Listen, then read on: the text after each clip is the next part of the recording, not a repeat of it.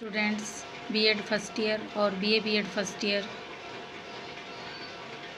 First paper हमारा बाल्यावस्था एवं विकास में हमारा टॉपिक चल रहा था आदत कि आदत क्या होती है और आदतों का निर्माण किस प्रकार से होता है।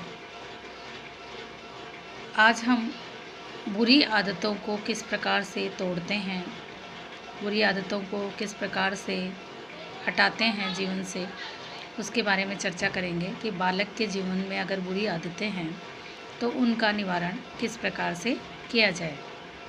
व्यक्ति समाज से अस्वीकृत व्यवहार को भी आदत बना लेता है। कई बार क्या होता है, व्यक्ति जो समाज में अस्वीकृत व्यवहार है उसको भी आदत बना लेता है। ये व्यवहार उसके जीवन का अंग बन जाता है और यही व्यवहार क्या होता है, उसके जीवन का अंग बन जाता है। इस प्रकार की आदतों से उसका तथा समाज दोनों का नुकसान होता है और इस प्रकार की जो आदतें हैं उससे व्यक्ति का खुद का तो नुकसान होता ही है, साथ में समाज का भी नुकसान होता है। अतः ऐसी आदतों को तोड़ना पड़ता है। स्टैंड व ओगडन के अनुसार शिक्षक का कार्य न केवल आदतों का निर्माण करना है वरन उनको तोड़ना भी है। शिक्षक का कार्य केवल आदतों का निर्माण यानी अच्छी आदतों का निर्माण करना ही नहीं है।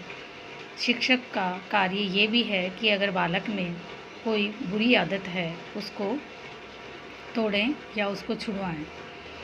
बुरी आदतों को तोड़ने के लिए शिक्षक को बालक में निम्नलिखित विधियों का प्रयोग करना चाहिए। सबसे पहले है संकल्प।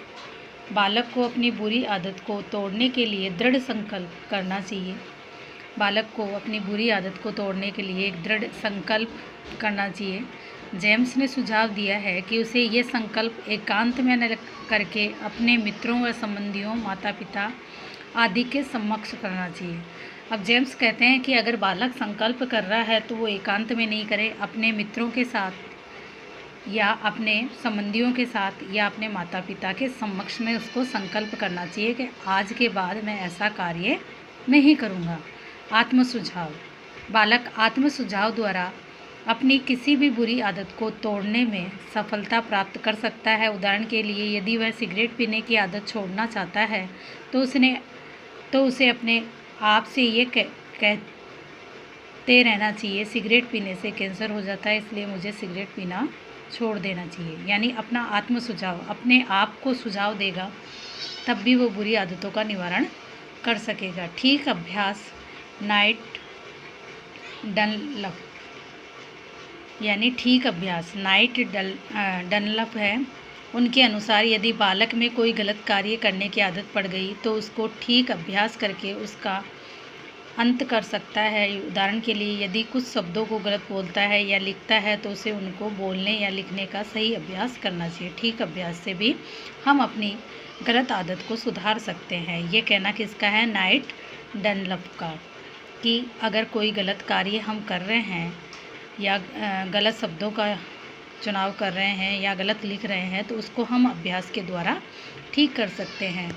नई आदत का निर्माण। यदि बालक किसी बुरी आदत का परित्याग करना चाहता है तो उसे उसके स्थान पर किसी नई और अच्छी आदत का निर्माण करना चाहिए। अगर बालक किसी बुरी आदत का परित्याग करना चाहता है तो कोई नई आदत का निर्माण उसे करना चाहिए। भाटिया के अनुसार अच्छी आदत बुरी आदत के प्रकटीकरण को अवसर नहीं देती, अतः उसका स्वयं ही अंत हो जाता है। जो अच्छी आदत है वो बुरी आदत को प्रकटीकरण का अवसर नहीं देती और वो उसका अंत हो जाता है। पांचवा है पुरानी आदत पर ध्यान। जब तक बालक अपनी पुरानी आदत को बिल्कुल नहीं तोड़ दे तब तक उसे उस पर अपना ध्यान केंद्रित रखना चाहिए और उसके प्रति तनिक भी लापरवाह नहीं होना चाहिए।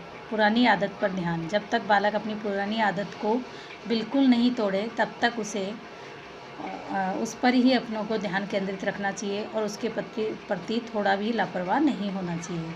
आदत का एकदम या धीरे धीरे त्याग। जेम्स के अनुसार बालक कुछ आदतों का परित्याग उनको एकदम तोड़कर और कुछ को धीरे धीरे तोड़कर कर सकता है। उदाहरण यदि किसी नशीली वस्तु का प्रयोग करने की आदत है तो उसका प्रयोग सदैव के लिए एकदम बंद नहीं कर सकता। यदि आदत इसमें है तो कम खराब है तो धीरे धीरे उसको छोड़ सकता है। उदाहरण के लिए चाय पीना धीरे धीरे कम करें, धीरे धीरे कम करके फिर बिल्कुल समाप्त कर दिया जा सकता है।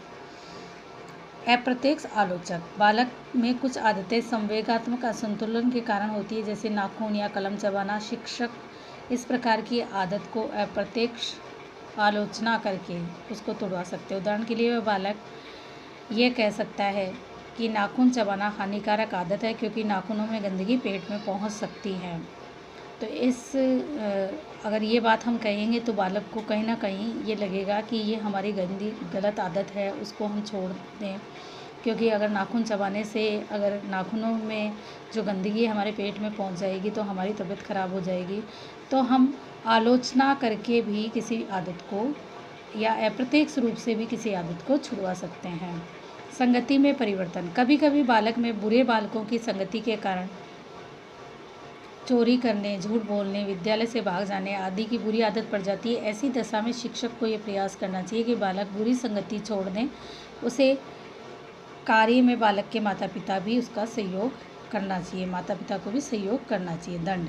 शिक्षक दंड का प्रयोग करके बालक की बुरी आदत तुड़वा सकता है, पर दंड गलत कार्य के तुरंत बाद दिया जाना चाहिए। बहुत समय बाद दिए जाने वाला दंड बालक अपने प्रति अन्याय समझता है। बोरिंग। लेगफील्ड एम वेल्ड का मत है कि कभी कभी दंड आदतों को तोड़ने में लाभप्रद होता है, पर दंड उचित अवसर पर ही दिया जाना चाहिए। पुरस्कार।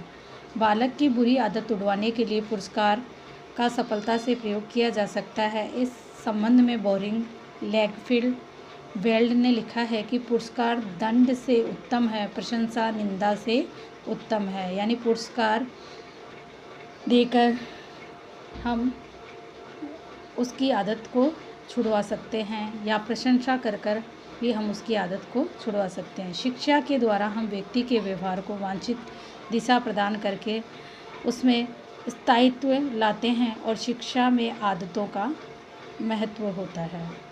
अब शिक्षा के द्वारा हम व्यक्ति में वांछित व्यवहार का दिशा प्रदान करते हैं, शिक्षा में स्थायित्व लाते हैं, और शिक्षा में आदतों का महत्व अधिक होता है।